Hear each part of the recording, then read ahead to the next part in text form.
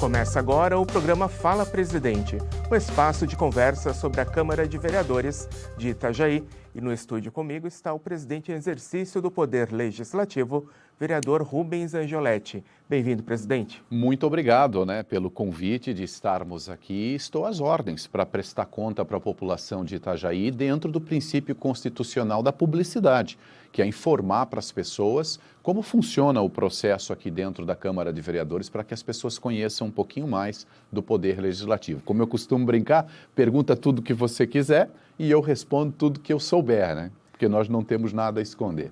Isso aí, presidente. Vereador Rubens, é a segunda vez que o senhor assume a presidência da casa durante licença do vereador Marcelo Werner.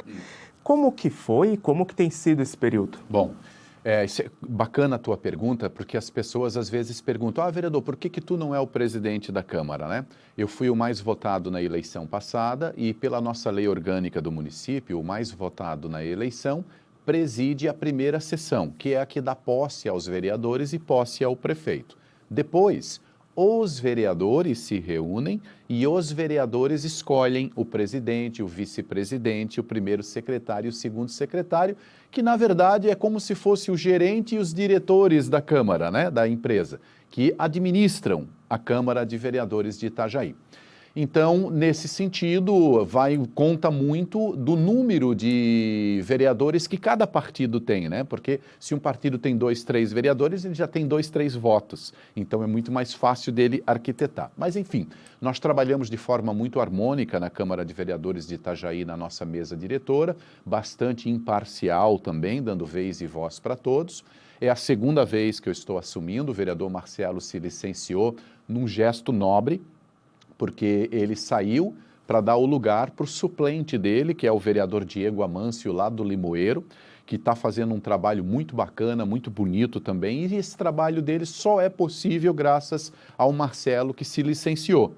E a gente, na verdade, vai dando sequência, porque são 31 dias, você não consegue fazer grandes transformações, mas acabamos dando sequência ao trabalho que vinha sendo feito, que já é um trabalho bastante bacana aqui na Câmara, um trabalho bastante para frente e muito transparente também. Agora, presidente Rubens, a mesa diretora foi reconduzida numa eleição no final do ano passado. Os mesmos membros integram novamente para o próximo biênio. Qual a avaliação que o senhor faz dessa reeleição?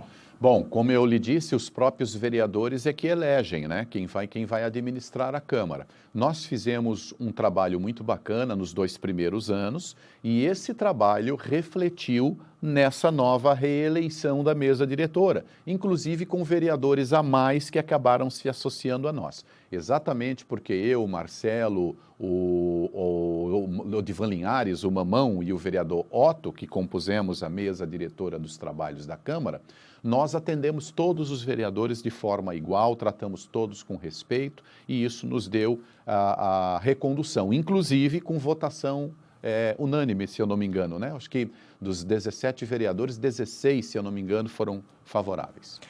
Antes da gente falar dos planos desse grupo para esse biênio, eu queria que o senhor falasse um pouquinho do balanço dos primeiros 2 anos de gestão. O que o senhor destaca? O senhor falou bastante de atender os vereadores dessa independência. O que marcou esses 2 anos? Sim.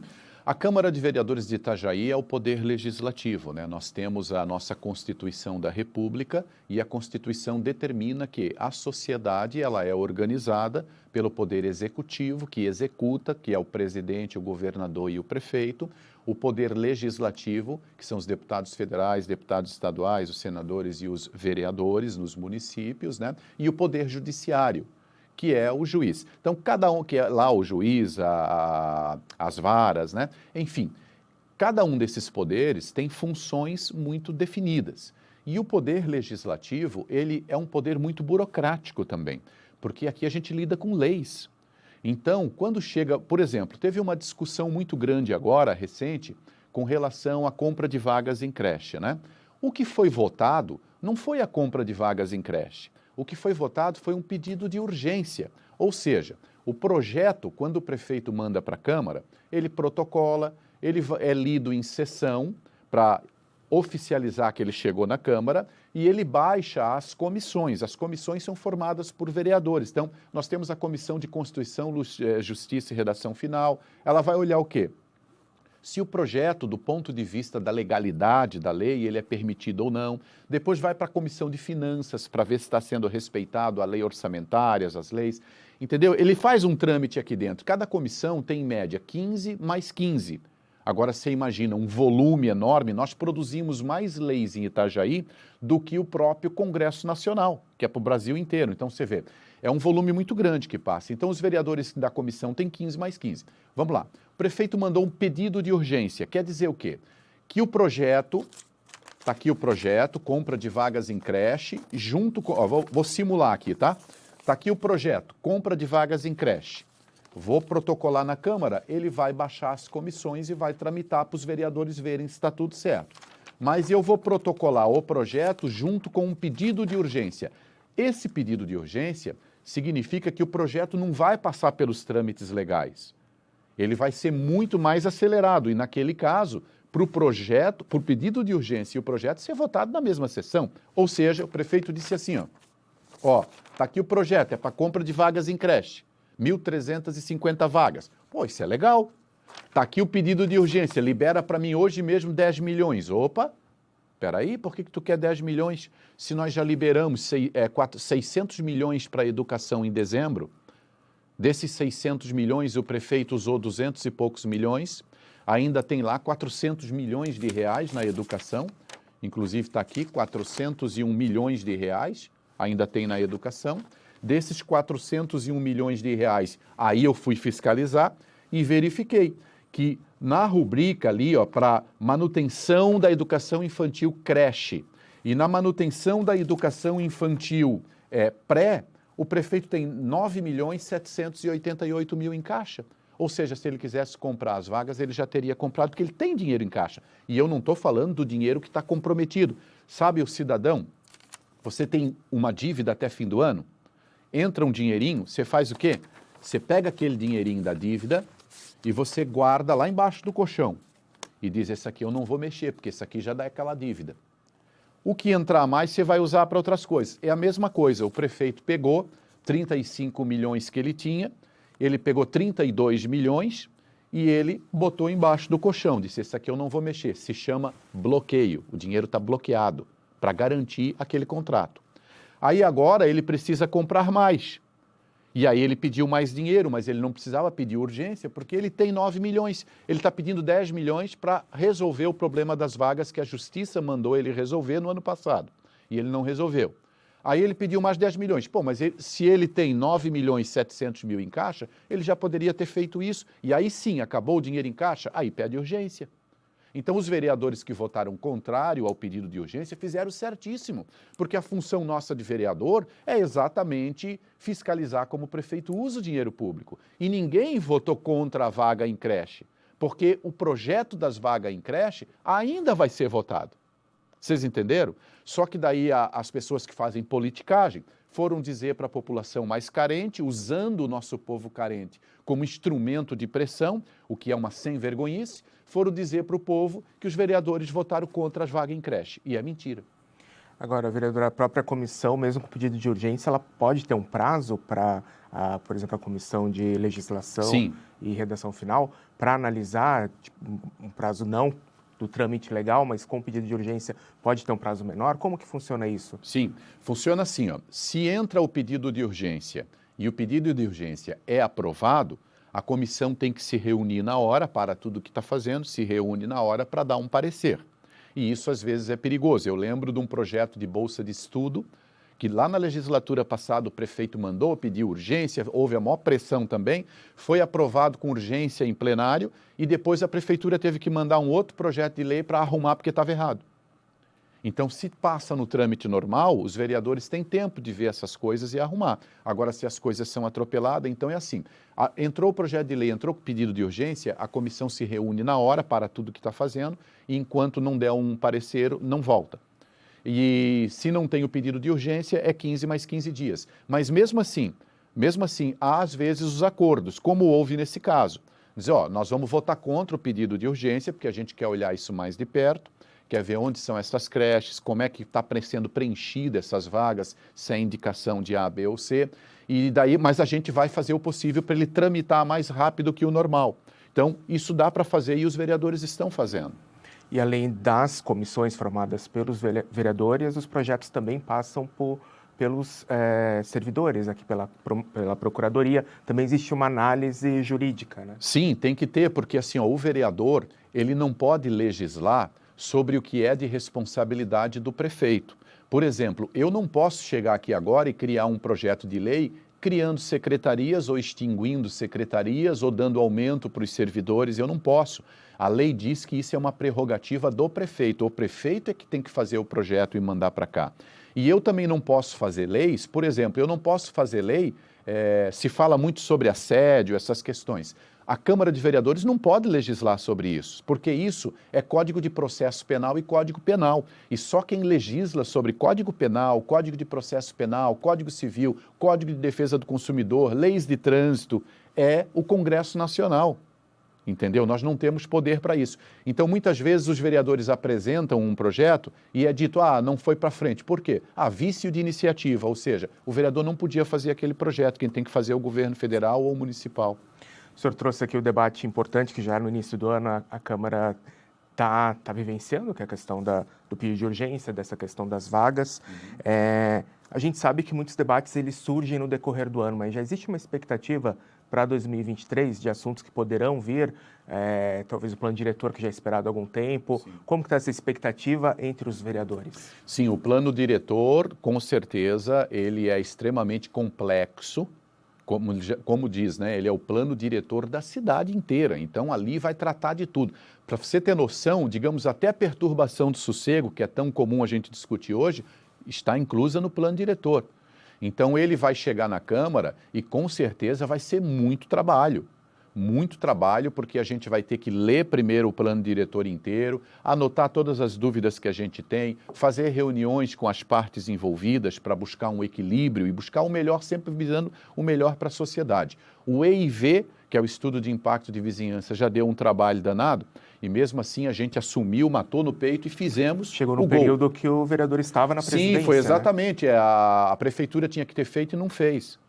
E aí a justiça determinou que fizesse. Nós poderíamos ter recorrido, porque aquilo ali, a nosso entender, é prerrogativa da prefeitura fazer e não da Câmara. Mas como a prefeitura não tinha feito, e sem o EIV, o Estudo de Impacto de Vizinhança, pode chegar um empresário do lado da tua casa e construir um prédio de 300 andares, numa rua de 2 metros, que não passa 2 carros. Ele pode, porque ele não precisava fazer o Estudo de Impacto de Vizinhança. Então, tinha que ser discutido esse assunto. E a gente chamou a responsabilidade para nós e criamos uma comissão aqui e fizemos.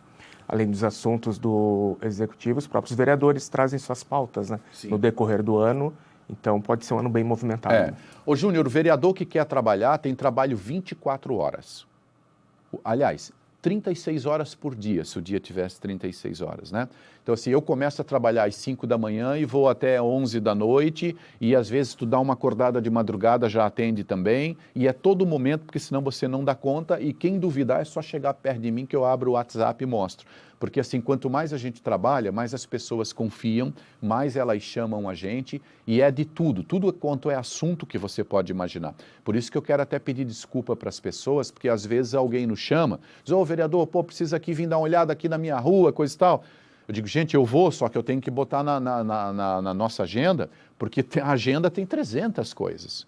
Né? Então, às vezes, quando é uma coisa urgente, emergente, a gente larga tudo e vai.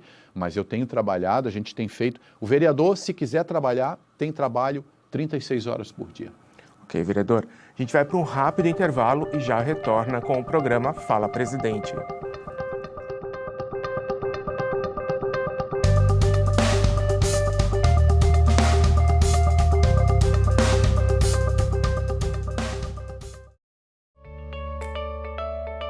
Fique por dentro do que acontece na Câmara de Vereadores de Itajaí. Inscreva-se no canal do YouTube. Curta a página no Facebook. Siga o perfil no Instagram e também no Twitter. Acompanhe todo o conteúdo do Poder Legislativo nas redes sociais. @Câmara Itajaí.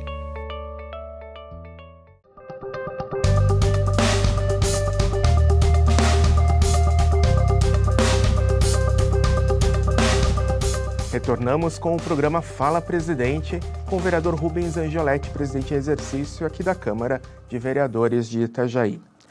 Presidente, eu queria retomar um assunto ali do primeiro bloco, a gente falando de ações e tudo mais, de como que a Câmara tem atuado nesses 2 anos, com a atual mesa diretora, que foi reconduzida ao cargo, o grupo.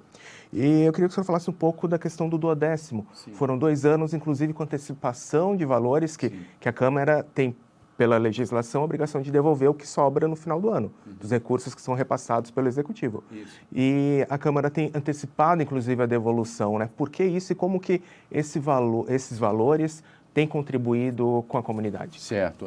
Antes de te responder, só mostrar aqui para as pessoas, isso aqui é um regimento interno. Isso aqui tem 263 artigos.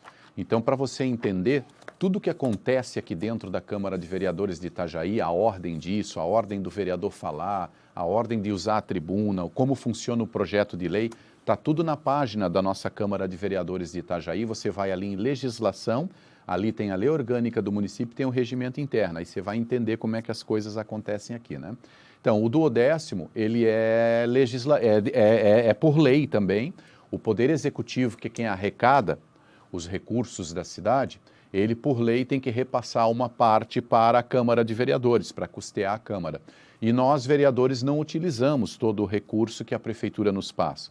Então, no fim do ano, normalmente devolve-se, né, as sobras.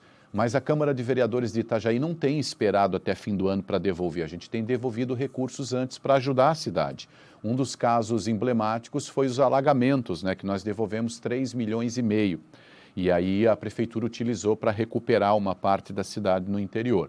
Então, agora nós estamos no mês de março, né? Daqui a pouquinho a Câmara vai estar acumulado mais um recurso aí e provavelmente a gente repassa para a Prefeitura novamente, para o prefeito reverter em benefícios da sociedade. Em um dos anos foi antecipado para valores para o Hospital Marieta também, né? Sim, isso nós encaminhamos também para o Hospital Marieta, que estava em dificuldade, e isso reflete diretamente na população, né? Aproveitar, a gente falou do Marieta, recentemente foi inaugurada uma ala, parte ali do Complexo Madre Teresa, onde vai funcionar a Unacom. O senhor esteve lá, né? Sim. Como que vários vereadores estiveram, inclusive, qual a importância dessa entrega e a expectativa para que todo aquele prédio lá esteja atendendo? Olha, para mim foi uma gratificação muito grande, né? Porque eu fui lá na entrega, mas eu estou desde o começo nessa luta, né? Porque um dia eu fui chamado por um cidadão e vi as pessoas esperando para fazer quimioterapia, sentadinhas no chão, 6 horas da manhã, na frente do Unacom, que estava fechado, porque não comportava todo mundo, né?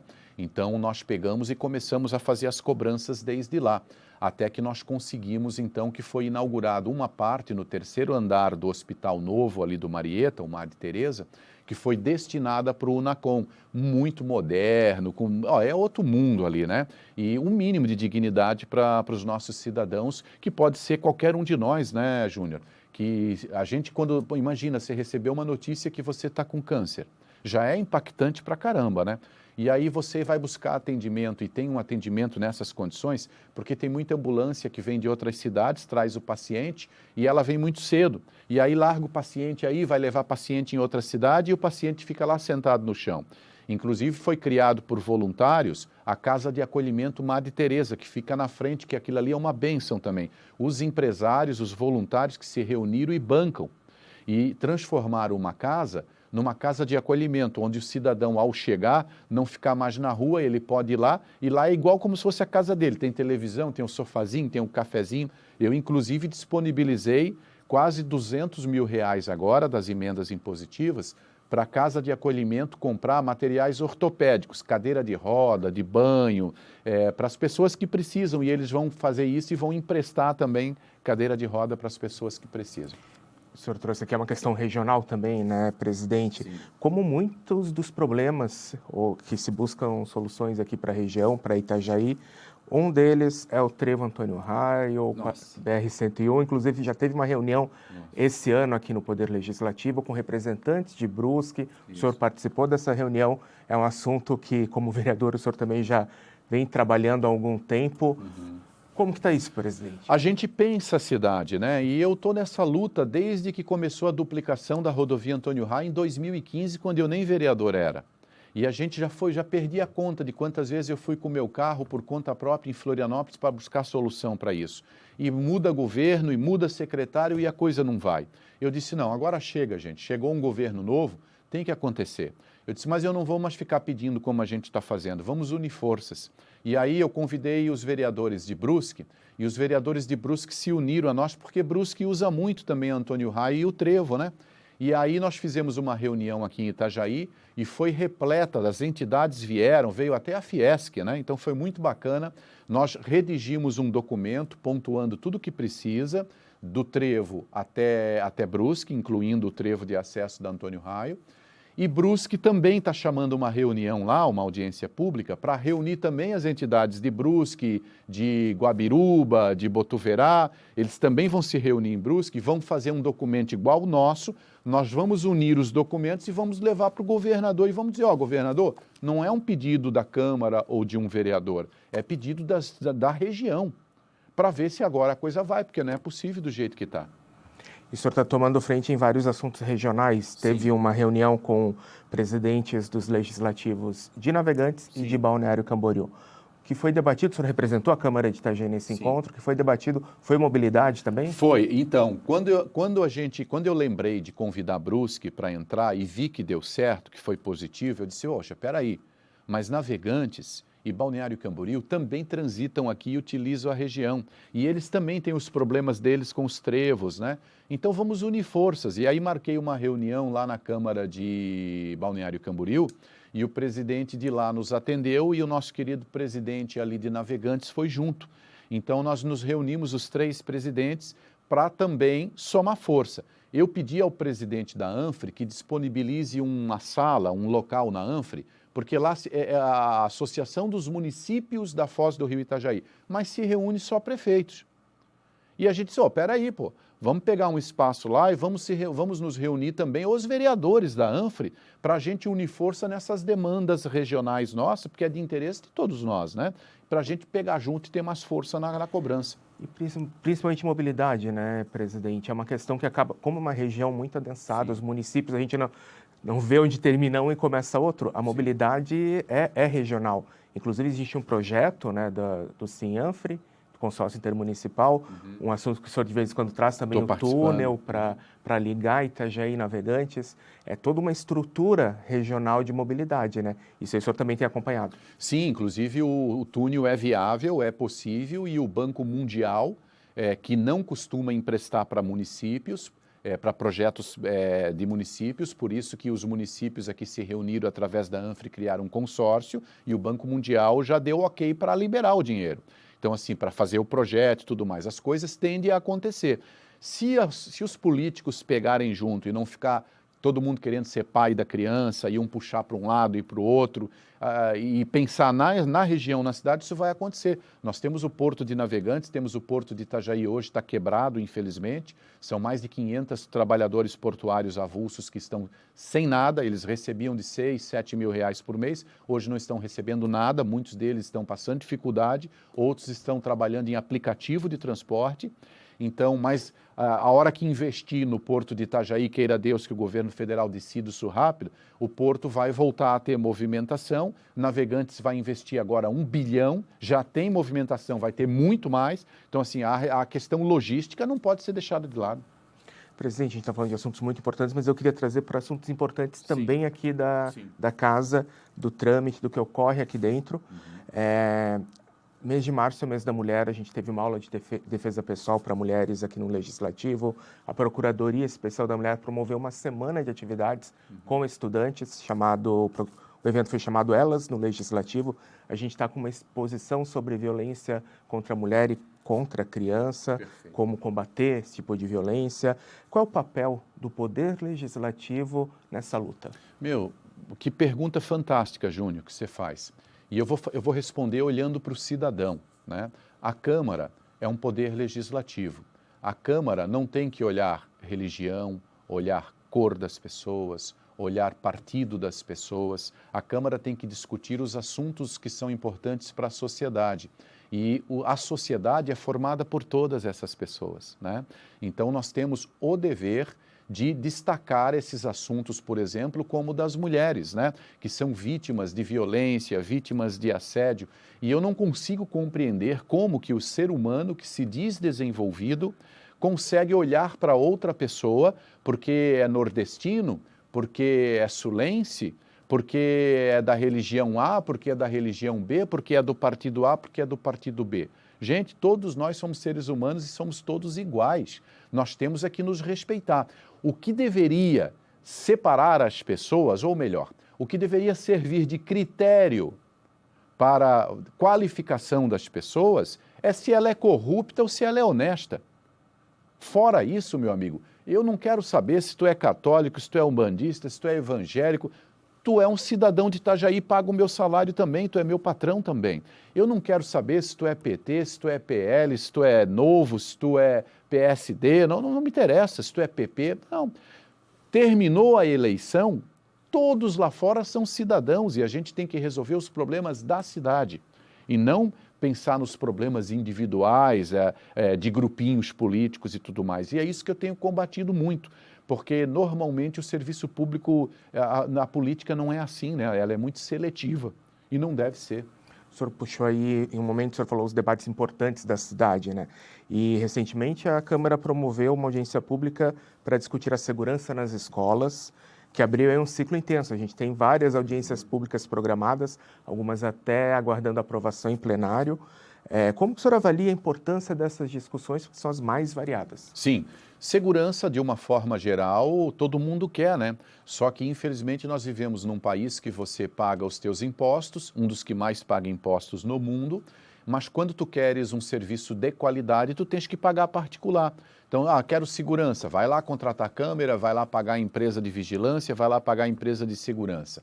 Eu quero educação, vai lá pagar a educação particular, vai lá pagar a faculdade. Eu quero saúde, vai lá pagar plano de saúde. Mas a gente já paga coisa pra caramba, é que não está voltando para a população como deveria, né? Então, a gente tem que trabalhar no sentido de que o que as pessoas pagam com os impostos, no seu suor do seu trabalho, porque o cidadão é honesto, ele paga as continhas dele, né, que volte direitinho para ele em retorno. E isso não tem acontecido. Então, a gente tem que trabalhar muito nesse sentido.